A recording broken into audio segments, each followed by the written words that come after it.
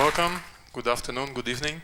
Thank you for taking the time to participate in the session. And indeed, it's still a question that I'm asked every time I'm in such events. Yeah, what is Waters about? About water? Are you doing water treatment? And all of that kind of questions. Yeah, actually, we are not.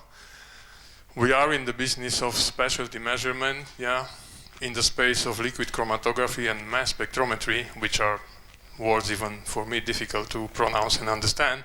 In lay terms, and what I'm trying to always explain in such events, yeah, what does it mean? It means that in a sample you can see what's in there from the chemical perspective and how much of each substance, compound, and so on and so forth. Yeah, so within that large space, yeah, we aim at advancing that science and technology in order to advance human health and well-being, because yeah, the spaces we choose to play in are biomedical research, so our hardware and software products are used by biomedical institutions to discover new treatments, yeah, and then they are also used by the pharma and biopharma industry to use those new treatments in producing the right medicine with the right composition and with the right effects in the human body. So maybe not very transparent, but our products are literally used worldwide, and in Waters' world, Romania is the largest R&D center from the software development perspective. So we do participate in the development of the core analytical, and not only analytical, but we also do the software that controls the instrument, and not only what follows after that. Yeah, so quite interesting for a country like Romania. Now, why are we in Brasov? To touch the point while you also read some of the applications of our technology, we are in Brasov because Waters acquired us, yeah, 17 years ago, so it was not by choice, let's say. Waters liked the products that were developed at that time by a Romanian-German joint venture, and they acquired the company. But nevertheless, we wouldn't be in Brasov 17 years later if there wouldn't be enough good reasons to be there, yeah? And a lot of the good reasons, I think, we all know: the people, the passion, the energy, the willingness to advance, to learn, to prove ourselves. Yeah, that's part of the why we are still in Brasov 20 years later. And that, yeah, I think you see it in every city in Romania, not only in Brasov. The proximity to Bucharest is also something good because we can attract scientists. Yeah, we literally need scientists that do rocket science. Yeah. And that's also literally, yes, some of our products beyond of what you see here were used and are used even today by one famous entrepreneur that, yeah, is active in the spatial exploration. Yeah, so he used part of our products, to give another example that is not here, to make sure the materials he is using in his rockets are suitable for space, yeah, and can survive in that environment.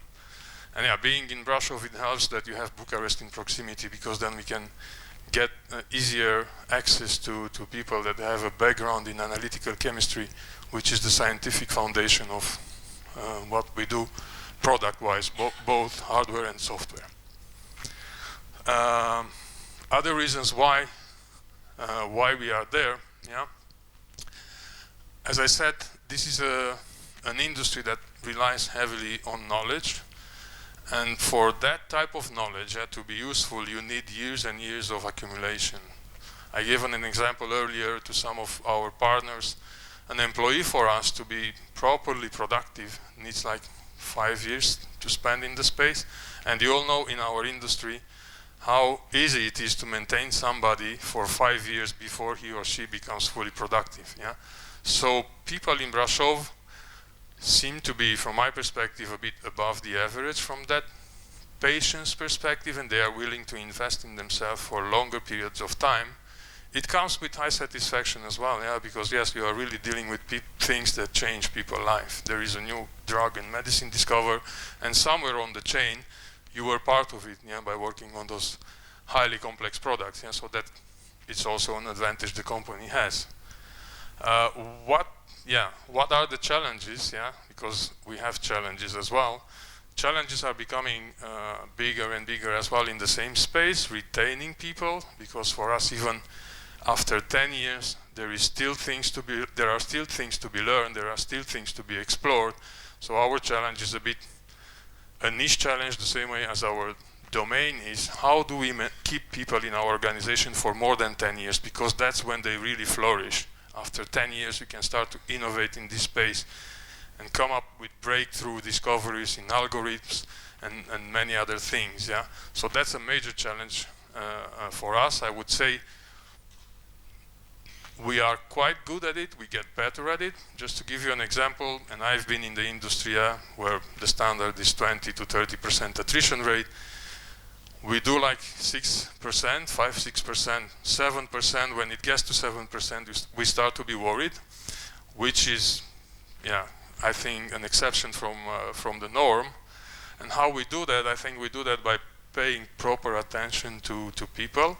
But that's the challenge, the most challenging part, I would say. Yeah? How you pay proper attention to people when outside of the development process where we use Agile, we still live in a corporation that is quite hierarchical, quite structured, quite the classical corporation of the 19th century. Yeah?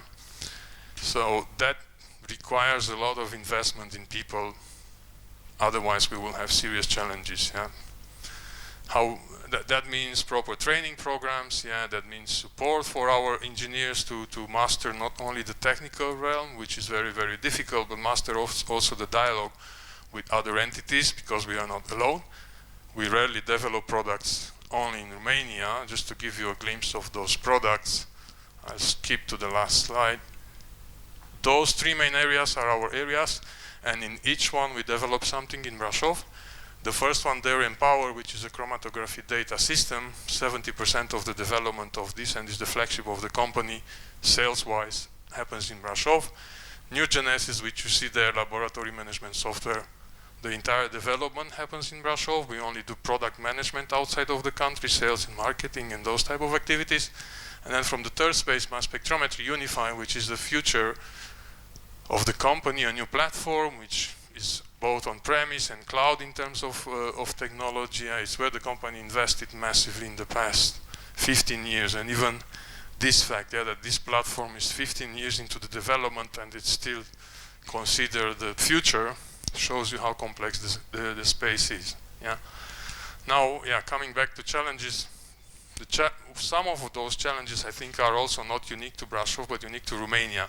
How you get more comfortable with ambiguity, because you need to be comfortable with ambiguity when you develop such projects. How you get comfortable with taking risks, calculated risks, because you never know the entire set of data that you need to build those products. That's our major challenge. Yeah? We are mostly Romanians in the room, we know nobody teaches us that in kindergarten, in primary, secondary school, high school, university, so we need to learn it on the job. And that's quite an endeavor. It was a challenge, it's still a challenge, and I think it's the largest challenge. The other one, it's a bit related to what happens in our country in general. The education system is not able to keep up, it's not producing enough people. An example, yeah, you see here a few of our products, but our roadmaps, we have known roadmaps for the following 15 years. So we know what we want to do, what we want to develop, both hardware-wise and software-wise. We don't have enough people to do it fast enough. Yeah, that's the other challenge. How do we get the state to be more reactive, more partnering with us, so they can produce more graduates that you can then hire in the business. And other things are related to our culture. Yeah, how do you debate, by the way, because you have to debate when you have different opinions than your colleagues in the US, in the UK. You need to be able to argue, you need to be able to construct that debate and win. Yeah, the best idea should win. We are a bit weaker in that space. They have a longer tradition of democracy and many other things, so that positions them in a winning spot. Let's say we need to learn better how to do that, how to support our opinion. The other challenge is how you make visible your work, because we Romanians have the tendency to think my boss should notice that I'm good and I'm extraordinary, and her should be my advocate. Well, no, in an agile world you need to be your own advocate, and you need to be able to pass on, yeah, to others what you are working, what your challenges or achievements were, bring colleagues on board, yeah, and ask for help when you need it. And that's another game, yeah, where it's challenging and we need to, yeah, to better perform, yeah. What else should I tell you? Yeah, I think I passed the major advantages, the major challenges, and I would like to have a bit of a dialogue with you, yeah, because, yeah, I'm also a big believer of interaction and not, yeah, boring presentations. Yeah. Are the challenges that I told you, because the title of the presentation was Truth or Dare, your challenges, yeah? Do you have questions around those? They can be either asking me to tell you a truth, how it is, or to challenge you with an idea. Please. So, as I said, we literally invest a lot in our people. Besides the technical trainings that we do, there is a lot of those soft skills trainings and events that we organize. We have 10% time, literally is 10% time that our people have to invest in their own development, and that is on an ongoing basis. They are taking part on the decisions that we take locally, yeah, those that we can take locally, because, yeah, what is not under your control is difficult to manage. So we onboard them in the decisions whenever we can. And yeah, one big factor I have to say, because that's the truth, is the complexity of our products. Being so complex, they require really good programmers, good scientists to work on. And that fact that is challenging, besides the purpose, yeah, that is something that really matters in people's life, keeps them as well engaged. Yeah, there's rarely the opportunity to get bored. Sometimes, yeah, they do, because technologies, some of the technologies that we are using are old. We don't always work with the latest and the greatest technologies. They have to be suited for the purpose of the business, and that's something difficult with programmers. But it's not a challenge specific to Brasov, it's a challenge specific to our industry. Yeah? What makes you a good programmer? You're a good programmer when you are able to solve business problems, not when you know the latest technology. So getting them to understand that, it's also something that helps us retain them. Yeah, we try to get them close to that space of understanding what makes you a good, solid professional now and 20 years from now. You can master now the latest technology. If that doesn't solve any problem, nobody will consider you good. Yeah? So that work, it's where we try to spend time to get their consciousness and awareness of what is important to be a good professional.